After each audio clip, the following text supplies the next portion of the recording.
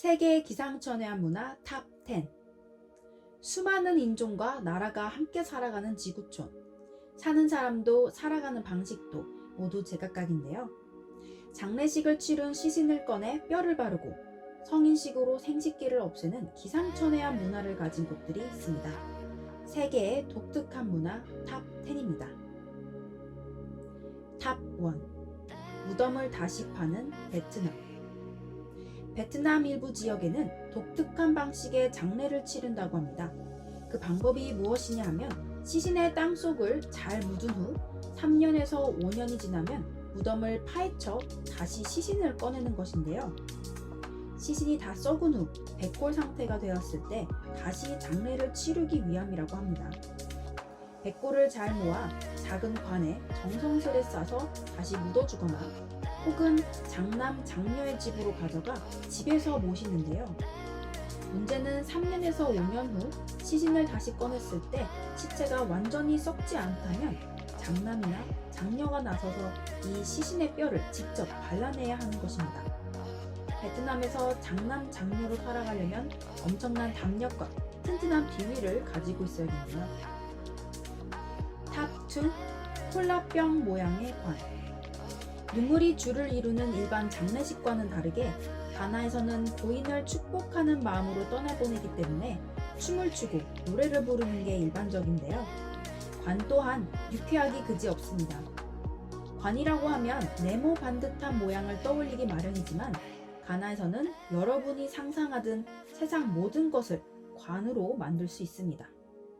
생전 고인이 좋아하던 것을 본따 관을 만드는 풍습에 따라 관의 모양은 물고기, 주전자, 아이폰, 신발, 콜라병, 여성의 알몸, 트윅스 등으로 다양합니다.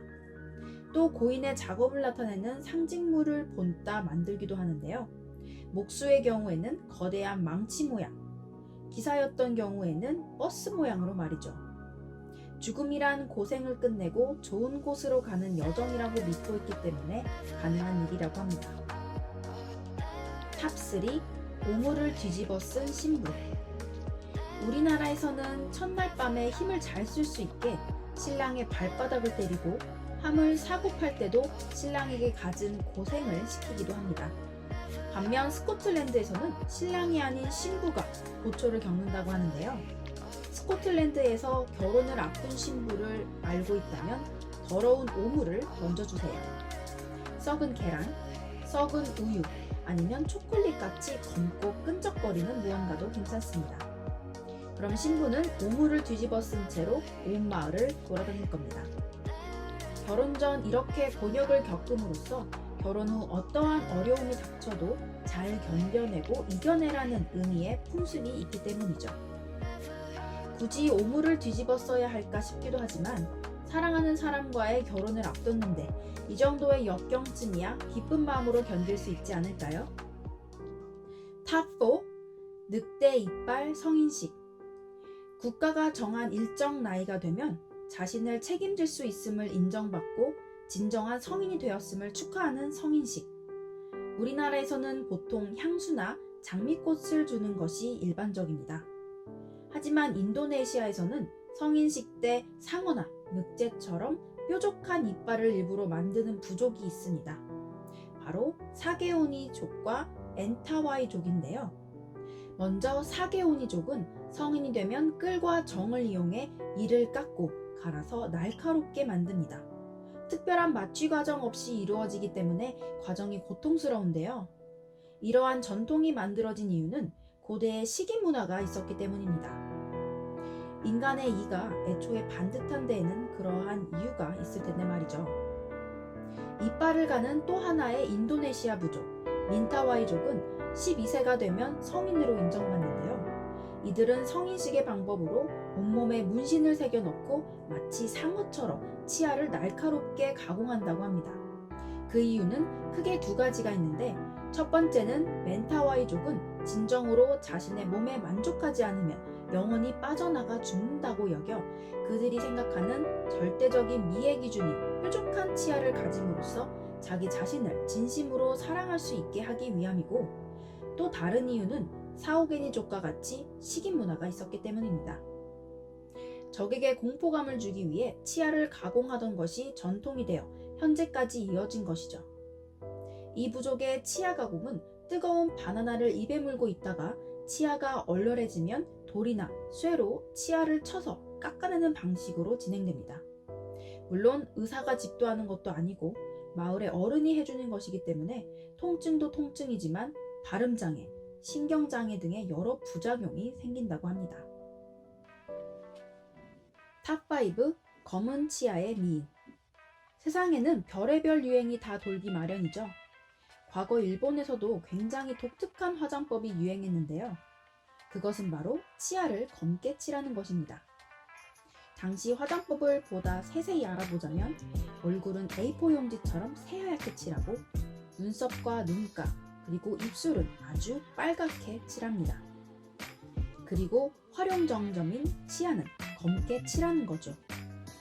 도대체 왜 이런 화장법이 유행했는지 궁금하실 텐데요.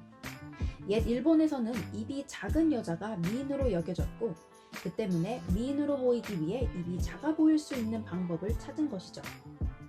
처음에는 여성의 입이 작아 보이도록 이를 칠한 것이었지만 이후에는 이 오하구로가 남자들에게도 유행해 귀족들의 상징으로 자리를 잡았습니다. 힘 있는 자들이 만들어낸 유행이라 그랬을까요? 어느 순간부터는 치아를 검게 칠하는 것이 건강을 상징하며 영적인 힘이 있다고 여겨지기까지 했다고 하네요. 이러한 독특한 미인의 기준으로 인해 생긴 특이한 일본의 화장법은 또 있는데요. 바로 히키마유입니다.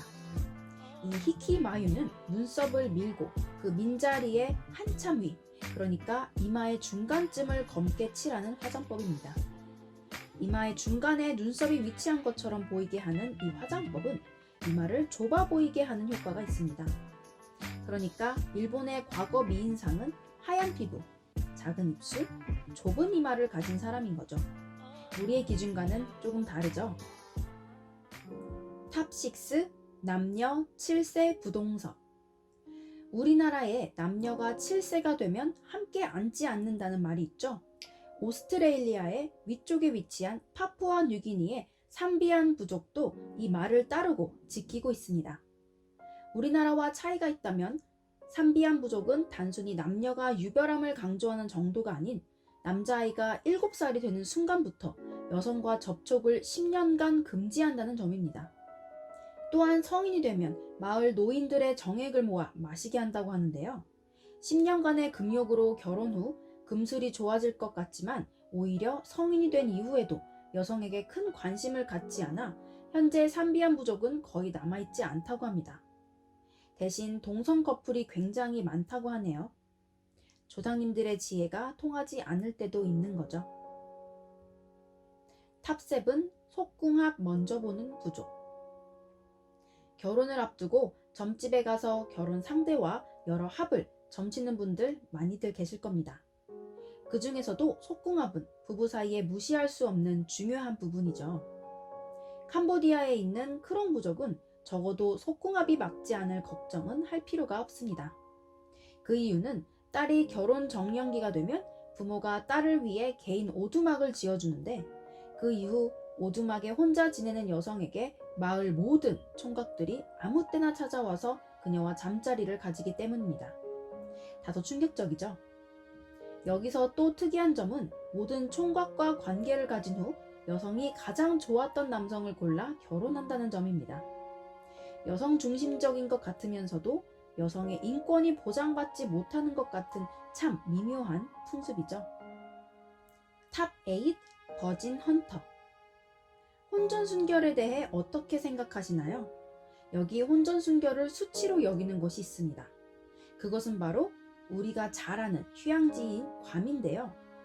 괌에서는 경험이 없는 상태로 혼인을 하는 것을 수치로 여기기 때문에 딸을 둔 부모가 버진헌터에게 살해금을 주며 딸에게 그날 밤 버진헌터와 강제로 관계를 맺게 합니다. 독특한 부분은 버진헌터가 정부에서 인정하는 직업이라는 건데요. 버진헌터는 세금도 내고 있으며 돈을 받은 버진헌터는 상대가 누구이든 그날 밤에 관계를 맺어야 한다는 것이 정해져 있습니다. 탑9 악어 피부. 세계적인 악어 서식지인 파푸아뉴기니에 정착하고 있는 팔람베족과 산브리족은 주로 악어 사냥을 하며 살아가는 부족인데요. 이 부족의 소년들은 11살이 되면 피부에 악어 가죽 같은 문신을 새겨넣습니다. 악어의 강인함과 용맹함을 담기 위함인데, 이 문신은 우리가 생각하는 색소를 침투해서 그림을 그리는 것이 아니라 예리한 면도칼이나 대나무 또는 악어 이빨 같은 날카로운 도구들로 피부를 찢어낸 뒤 그 속에 진흙과 나무 기름을 넣어 울퉁불퉁한 형태로 만든 것입니다. 상상만 해도 고통스럽네요. 흉터를 만드는 이 과정에서 피도 많이 흘리고 고통에 기절을 하기도 하지만 반드시 거쳐야 하는 관문이라고 합니다. 탑 10 악마의 할례. 아프리카의 대부분의 부족들과 몇몇 나라에서 성인식으로 시행되고 있는 할례는 심각한 부작용과 인권 유린에 해당되는 행위 때문에 많은 논란이 되었습니다. 할례를 할 때 남성의 경우 전혀 계산되지 않은 방법으로 생식기의 일부분을 제거하는데요. 요도를 절개하거나 외관을 손상시키는 것에 중점을 두고 할례를 하는 부족도 존재한다고 합니다. 여성의 경우에는 생식기 외형의 일부 또는 대부분을 청결하지 못한 날카로운 도구로 마취도 없이 도려내고 봉합을 합니다. 성기를 없애고 봉합하는 이 위험하고도 비인륜적인 행위를 왜 하는 것일까요? 남성은 식기를 절제함으로써 여성성을 지우고 진정한 남성이 됨과 동시에 성인으로서 사회의 일원으로 인정받는 의미이며, 여성의 경우에는 성감대를 포함한 생식기의 대부분을 제거함으로써 성적인 쾌감을 평생 느끼지 못하게 만들어 여성이 성욕을 품어 외도를 할 수 없도록 만들기 위함입니다.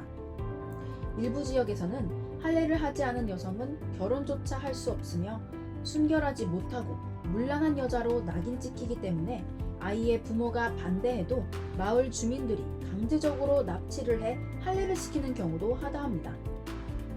의학적 지식이 전혀 없는 사람이 비위생적으로 수술을 집도하여 할례 도중 많은 사망자가 발생하고 영구적인 장애가 생기기도 하죠.